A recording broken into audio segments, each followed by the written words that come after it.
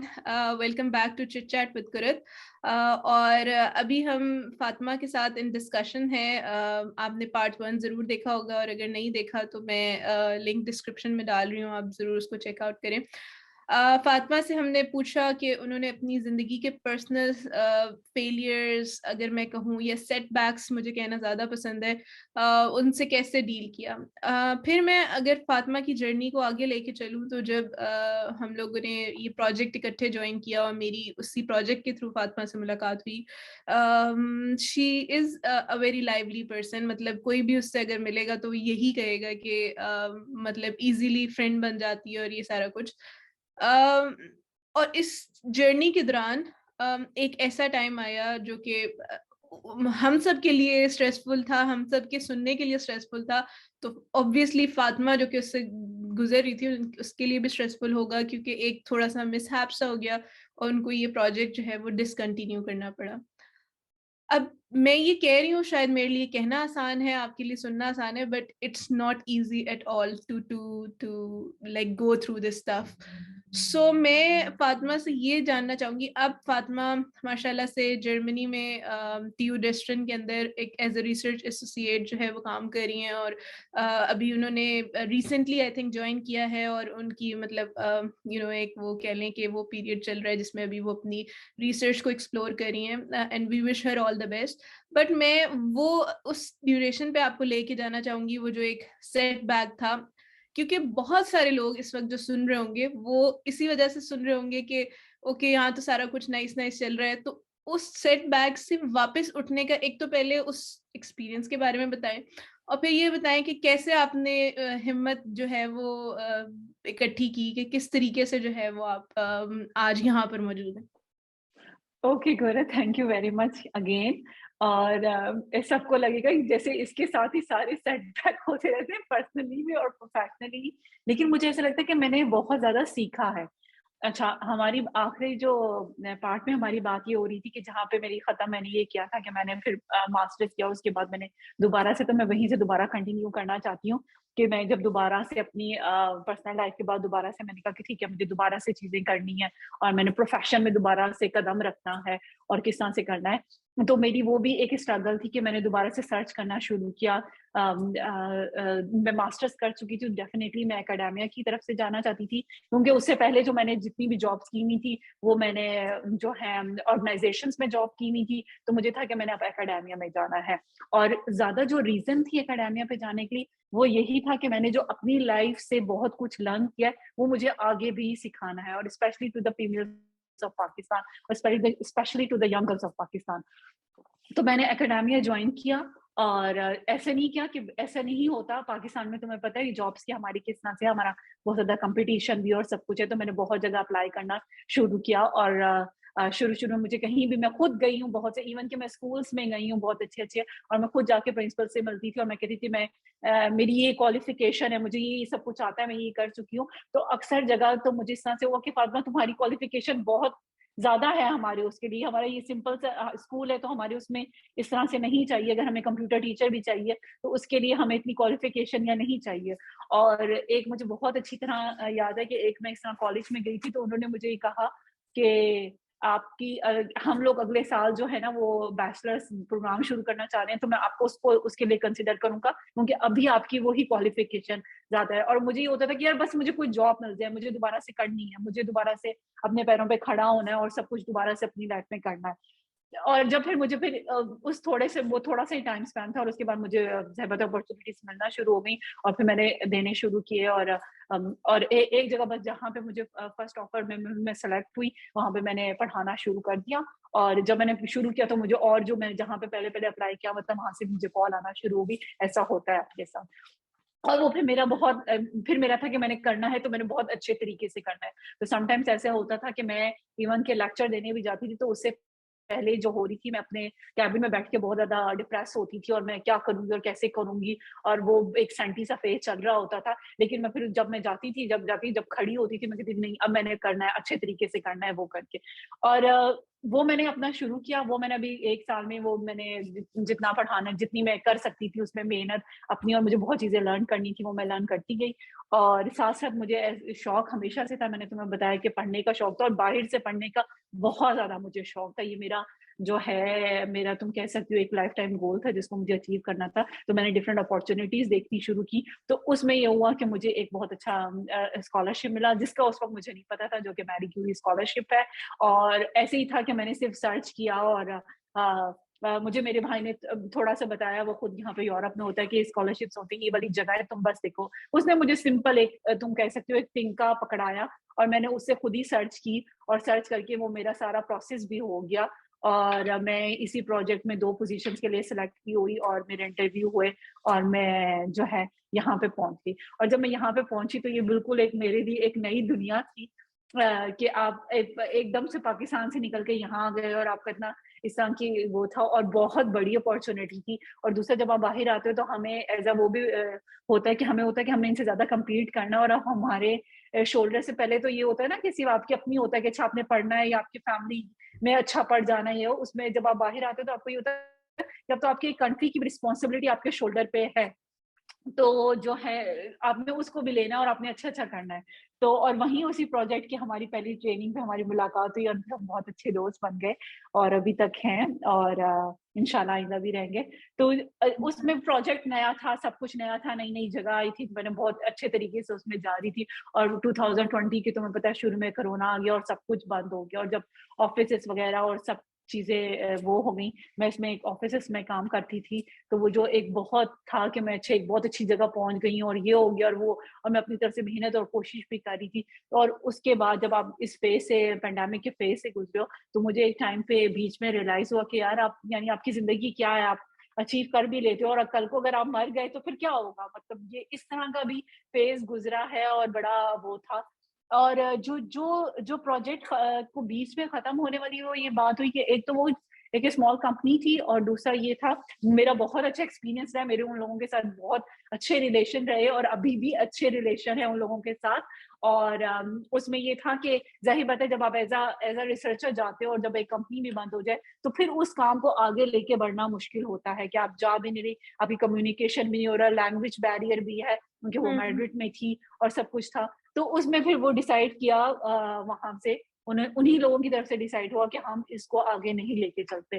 हुँ, इसको। तो मैं उस चीज़ को एक्सपेक्ट नहीं कर रही थी कि मुझे तो लग रहा था मैं लाइफ़ में बहुत अच्छी जगह और हर चीज़ पर पहुँच गई हूँ। तो एक दफ़ा मुझे एक झटका लगा जब मुझे पता चला कि ऐसा हुआ है और ये वो लोग डिसाइड कर रहे हैं, ख़त्म कर रहे हैं। तो मैंने कहा ऐसे कैसे किस तरह से हो सकता है? वही वाली बात लेकिन मुझे क्योंकि मेरी अपनी पर्सनल लाइफ़ में एक ऐसा हो चुका था तो मुझे उससे ये सबक सीखा कि ठीक है, अगर ये अपॉर्च्युनिटी जा रही है तो डेफ़िनिटली कोई और आएगी। लेकिन उसमें आपको एक थोड़ा-सा टाइम लगता है उस चीज़ को एब्ज़ॉर्ब करने के लिए भी, डाइजेस्ट करने के लिए भी अगर चीज़ें खत्म हो रहा है तो आप कैसे करते हो?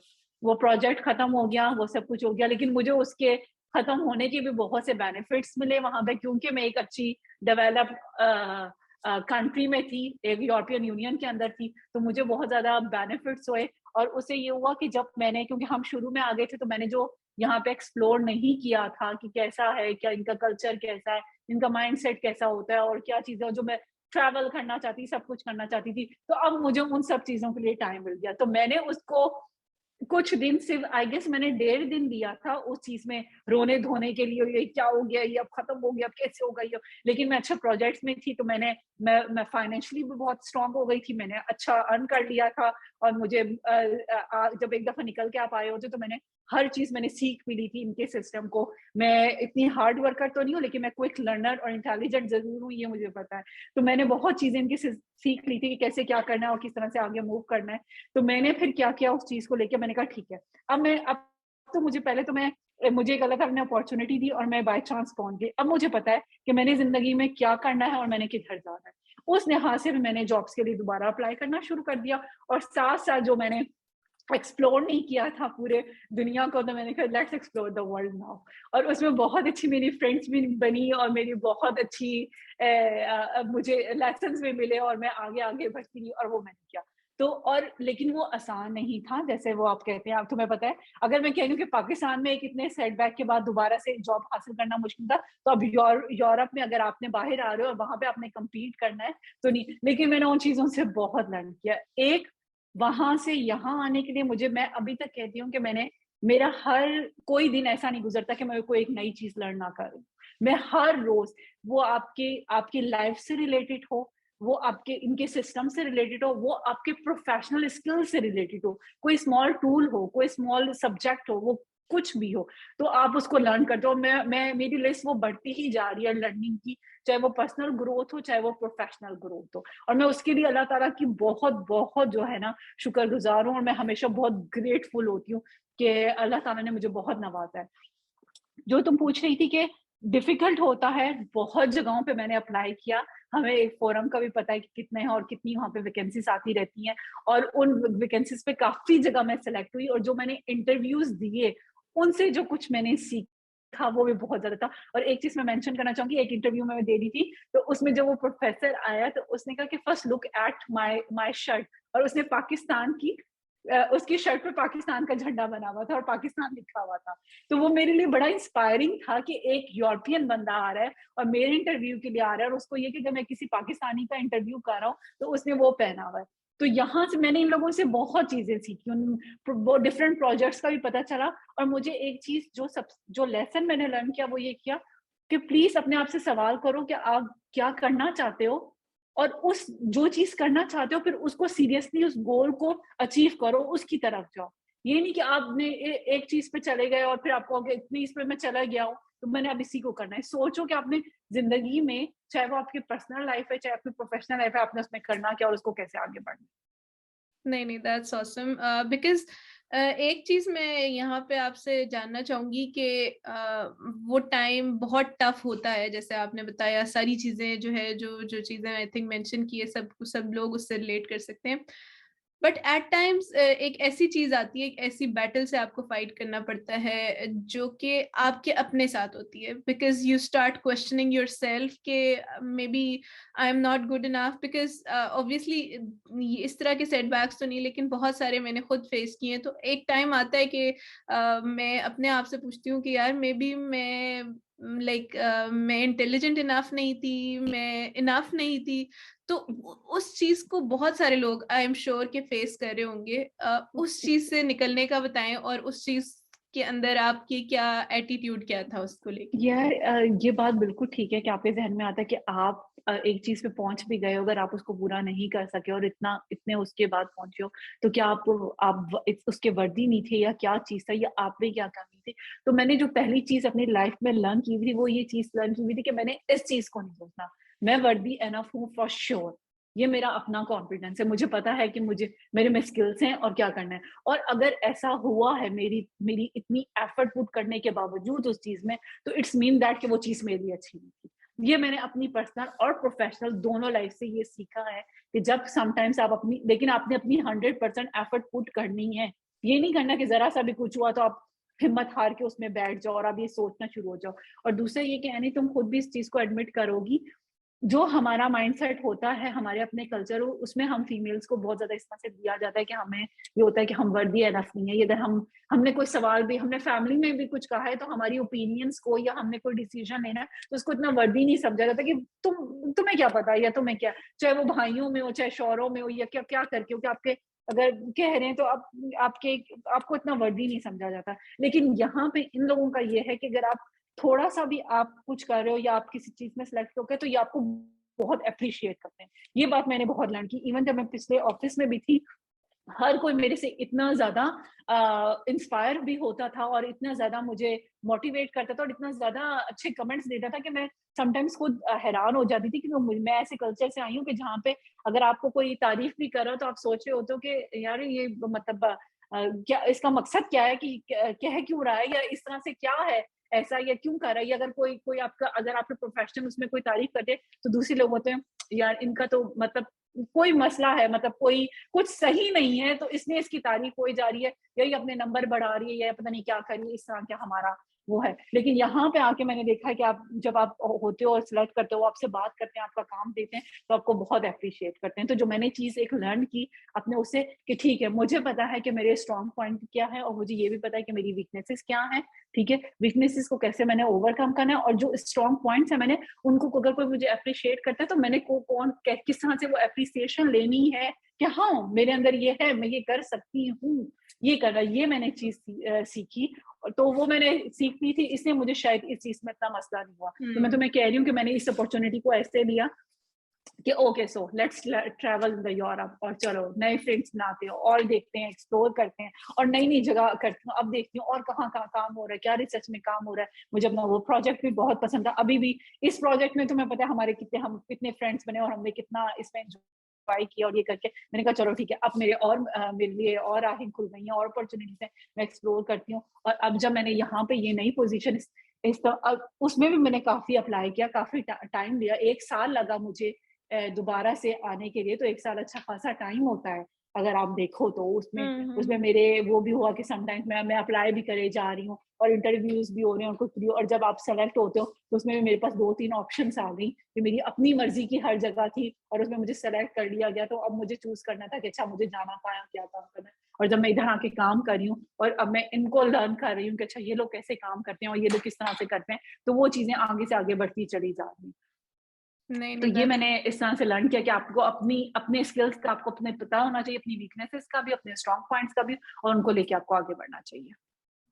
That's very right. I mean के आई थिंक सेल्फ अवेयरनेस होनी चाहिए। और जो दूसरी चीज मैंने आपकी इस कॉन्वर्सेशन से मतलब एक्सट्रैक्ट की है वो ये कि हमें कॉम्प्लीमेंट्स रिसीव करना आना चाहिए। बिकॉज बिल्कुल। जब कोई हमारी तारीफ करता है तो हमें ये लगता है कि, क्योंकि हमें ये सिखाया गया ना कि हम्बल रहने का ये तरीका है, बट आई थिंक कि आप हम्बल रह भी सकते हैं, लाइक आप उसको आगे से वैसे रिस्पॉन्ड कर सकते हैं, बट एटलीस्ट जो आपकी तारीफ कर रहा है उसको अपने लिए तो आप ये सोचें कि I am worthy enough to get this compliment, which is like very right. कल की बात है कि मेरा अपना ये एक्सपीरियंस है कि हमारी एक like assessment sort of meeting होती है जिसमें मैंने प्रेजेंटेशन दी। तो जो मेरे लाइक असेसर थे उन्होंने एंड पे कहा कि you are a very kind presenter. अब यूजुअली हमें क्या सिखाया जाता है कि आपने आगे से कहना है नो नो नो, ये तो फॉर एग्जांपल अगर कोई कहे आप बहुत खूबसूरत लग रहे हैं तो कहते हैं नहीं नहीं ये तो आपकी नजर का कमाल है। तो basically it's I do not have any offence to that, मतलब वो भी सही है, लेकिन आई थिंक अगर हम उसको ऐसे करके रिप्लाई कर लेना कि thank you very much, that's very kind of you, तो इससे आपका अपना दिमाग इस चीज को एक्सेप्ट करता है कि जो इन्होंने कहा है वो सही है, ठीक है। या बिल्कुल। और अगर फॉर इंस्टेंस आपको लग रहा है कि सही नहीं भी है तो उन्होंने कहा है, मे बी उन्हें सही लग रहा हो, ठीक है, उन्हें वही लग रहा हो जो उन्होंने कहा है। तो अपने दिमाग को बहलाने के लिए ही सही आप उस चीज को एक्सेप्ट जरूर करें। यार मैंने ये बात इधर से इन यूरोपियन से यही सीखी है कि जो जो चीज इनको नहीं आती ना, ये उसको भी बड़े आराम से बताते हैं। हमें ये नहीं आता, या हमें ये मुझे पता नहीं ये कैसे करना है। और जो इनकी होती है ना कि हमने अच्छा काम किया, तो उसको भी ये बड़े उस तरह से बताते हैं, हाँ हमने ये अच्छा काम किया है, हाँ हमें ये हम्म। करना आता है, या हमने ये वाकई अच्छा काम किया, चाहे वो रिसर्च हो, चाहे कोई अच्छी चीज बनाई है, चाहे कुछ भी किया, तो उस चीज को ये लोग एक्सेप्ट करते हैं। लेकिन मैंने इन लोगों को बहुत जो है ना वेलकमिंग पाया है, और मेरा बहुत अच्छा एक्सपीरियंस रहा है, बहुत ज्यादा अच्छा एक्सपीरियंस रहा है। और मुझे यहाँ पे आके सिर्फ एक जो चीज होती है, मैंने जो सीखा है, मुझे ये है कि हर किसी को काम करना चाहिए, specially to the females of the Pakistan, क्योंकि वो सब पढ़ जाती हैं लेकिन कोई काम नहीं करती हैं, क्योंकि हमारा कल्चर या जो भी है, आप आप साथ साथ बच्चे भी संभाल सकते हो, आप साथ साथ अपना घर भी ले सकते हो, लेकिन आपके ऊपर साथ साथ अपने मुल्क की भी जिम्मेदारी है और अपने अपने रिलीजन की भी। तो आपने उन चीजों को भी साथ साथ लेके चलना है। और मैं जब से बाहर आई हूँ, जब मैं नहीं आई थी तब भी, और जब मैं आ गई, मैं ये देखती थी कि यार ये क्यों इतने डेवलप्ड हैं और हम क्यों इतने अंडर डेवलप्ड है। मैं यही इसी कंपैरिजन में ज्यादातर रहती हूँ, और मुझे ये समझ में आया, यहाँ पे आके हर बंदा काम कर रहा है और ये अपने काम के साथ बहुत ऑनेस्ट है। ये बहुत ज्यादा ऑनेस्ट है अपने काम के साथ, जो इनकी बेस्ट क्वालिटी है यहाँ पे। दैट्स वेरी राइट, मैं भी इस चीज को सेकेंड करूंगी। लाइक मेरा भी एक्सपीरियंस सेम फातिमा की तरह ही है, तो it will encourage you to come. अगर आपको कोई ऐसी अपॉर्चुनिटी मिल रही है तो आपके सामने ये तमाम एग्जांपल्स हैं जो कि हम आप तक लेके आ रहे हैं कि things are good. Obviously there are certain factors, it's not, everything is not green here, but the thing is कि आपको एक डिफरेंस फील होता है कि जब आप एक डेवलपिंग कंट्री से डेवलप्ड कंट्री की तरफ आते हैं, तो वो एक आई थिंक एक बहुत ऑब्वियस सा चेंज होता है, विच इज़ गुड। और thank you very much Fatima कि आपने हमें ज्वाइन किया और ये चीज़ें, इन चीज़ों के ऊपर बात की जो कि यूजुअली इतना आसान नहीं होता इन चीज़ों के ऊपर बात करना। आई really appreciate you for doing this for our viewers and for myself. Thank you very much, and Thank I you. wish you all the very best for your research position. And also we will invite you another day for another discussion. I hope to see you soon again. For sure. Thank you very much. Take care.